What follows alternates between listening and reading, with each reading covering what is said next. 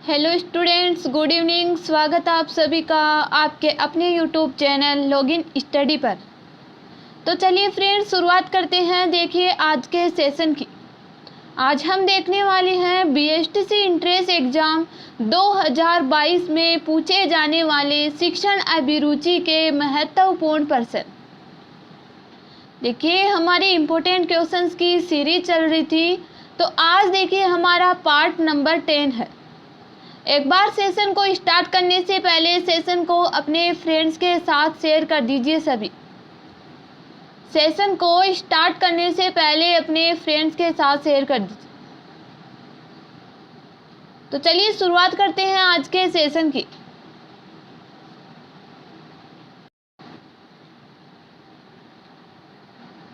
देखिए ये सेशन आपके लिए डेली शाम 4 बजे, कितनी बजे? डेली शाम 4 बजे देखिए ये सेशन आपके लिए लेकर आ रहे हैं। शिक्षण अभिरुचि का डेली शाम 4 बजे ये सेशन आपके लिए लेकर आ रहे हैं। तो देखिए शुरुआत करते हैं आज के सेशन की। देखिए 80 क्वेश्चन तक हमने लास्ट क्वेश्चन में देख लिए थे, लास्ट सेशन में। तो आज का देखिए 81 क्वेश्चन है। भारत में स्त्री शिक्षा के एक महान समर्थक यानी आंदोलनकर्ता कौन थे? भारत में स्त्री शिक्षा के एक महान समर्थक आंदोलनकर्ता कौन थे, जो स्त्री शिक्षा भारत में चाहते थे और उसका देखिए समर्थन करते थे? कौन से आंदोलनकर्ता थे वो? कार्वे। ऑप्शन देखिए सी राइट आंसर होगा। कौन थे? कार्वे थे। नेक्स्ट है क्वेश्चन नंबर 82। इस समय शिक्षा का विषय किसमें है? संघ सूची में, समवर्ती सूची में, राज्य सूची में या फिर किसी भी सूची में नहीं। देखिए सूची कितनी प्रकार की होती है? एक तो संघ सूची होती है, समवर्ती सूची होती है और राज्य सूची होती है। तो शिक्षा का समय वर्तमान में किस सूची में रखा गया है? समवर्ती सूची में। जिन्होंने ऑप्शन बी दिया है देखिए उनका राइट आंसर है समवर्ती सूची में। नेक्स्ट है क्वेश्चन नंबर 83। निम्नलिखित में से किस बात से अधिक की शिक्षक की कर्तव्य परायणता का पता लगता है? किस बात से शिक्षक की जो कर्तव्य परायण होती है, यानी शिक्षक के कर्तव्यों का पता लगता है कि वह अपने जो कर्तव्य है वो किस प्रकार निभा रहा है, इसका पता लगता है। वह अपनी ड्यूटी पर कितना ध्यान देता है, इससे लगता है।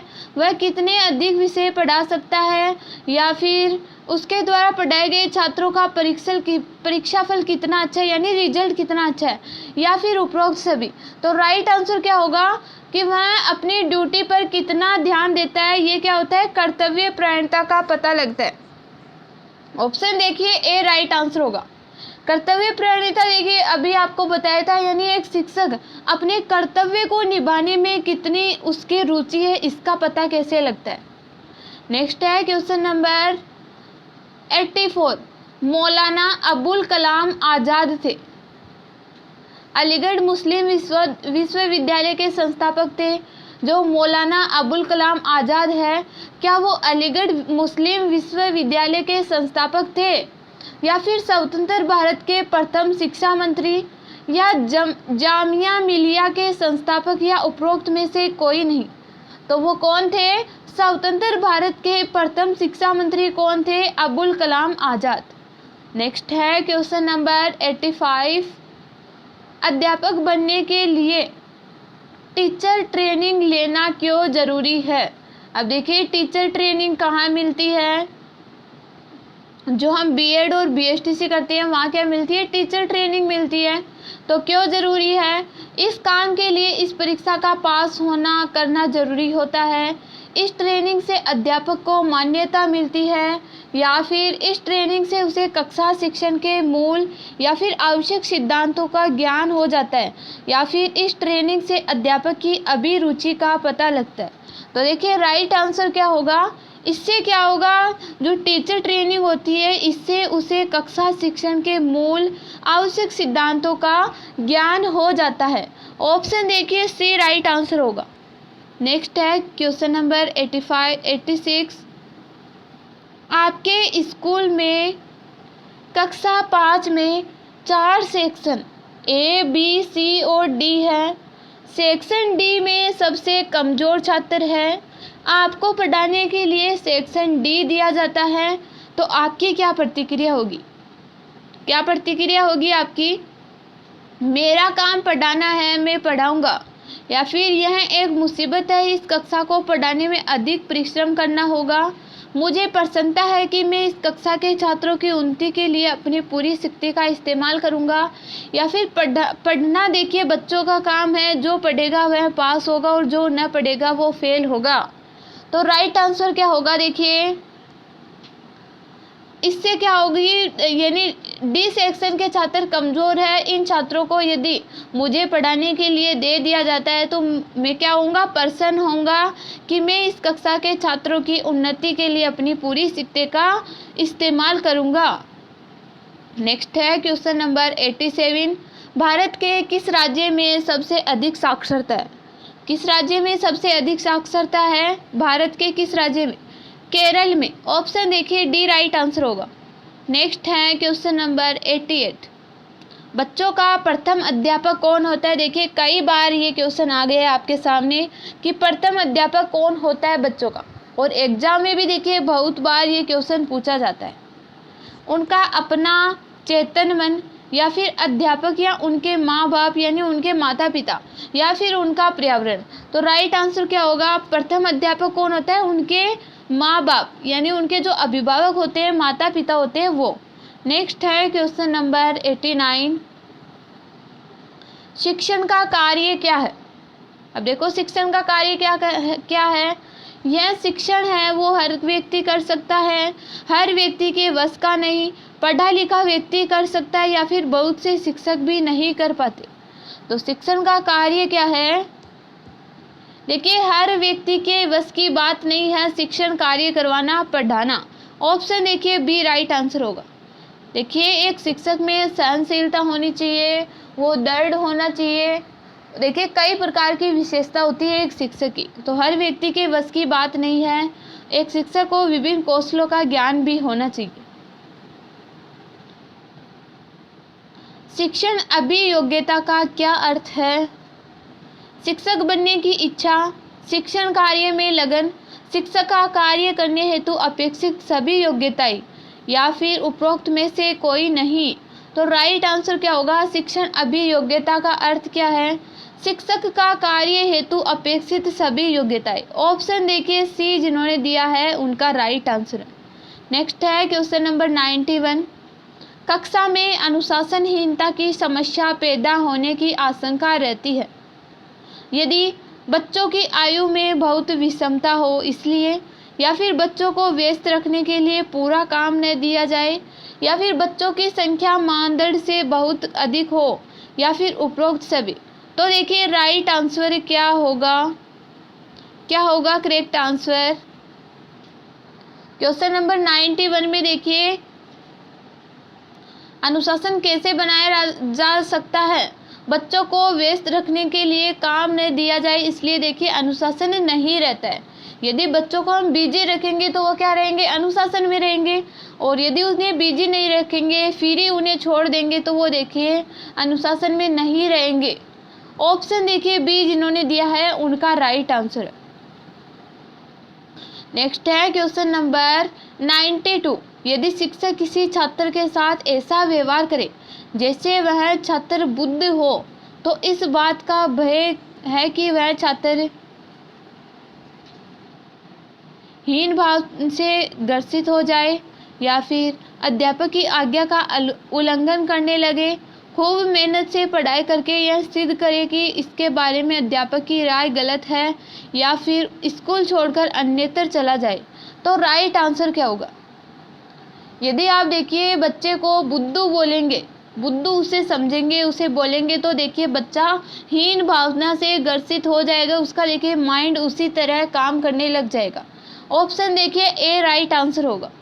नेक्स्ट है क्वेश्चन नंबर 93। नीचे अच्छे शिक्षण की कुछ विशेषता दी हुई है, तो कौन सी विशेषता गलत है? देखिए अच्छा शिक्षण होता है वो आदेशात्मक होता है, प्रेरणादायक होता है, सुनियोजित होता है, या फिर पथ प्रदर्शक होता है।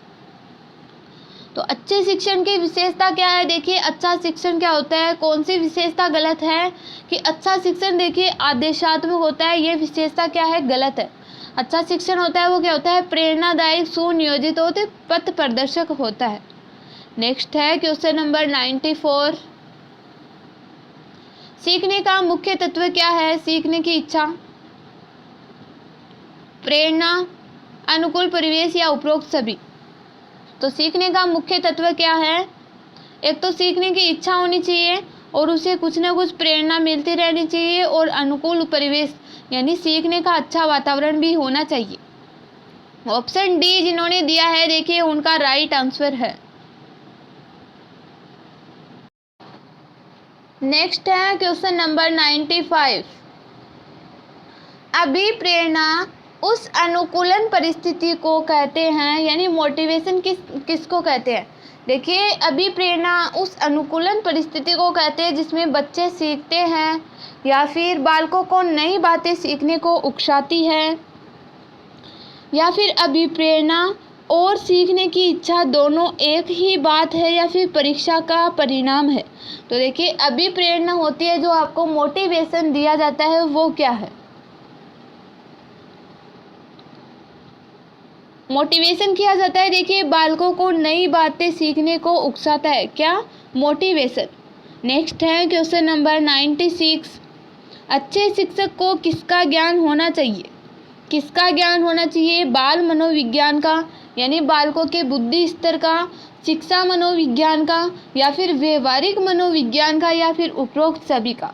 तो किसका ज्ञान होना चाहिए एक अच्छे शिक्षक को? एक तो देखिए बालकों की बुद्धि के स्तर का ज्ञान होना चाहिए, शिक्षा का भी ज्ञान होना चाहिए और व्यवहारिक ज्ञान भी होना चाहिए। तो ऑप्शन डी जिन्होंने दिया है उनका राइट आंसर है।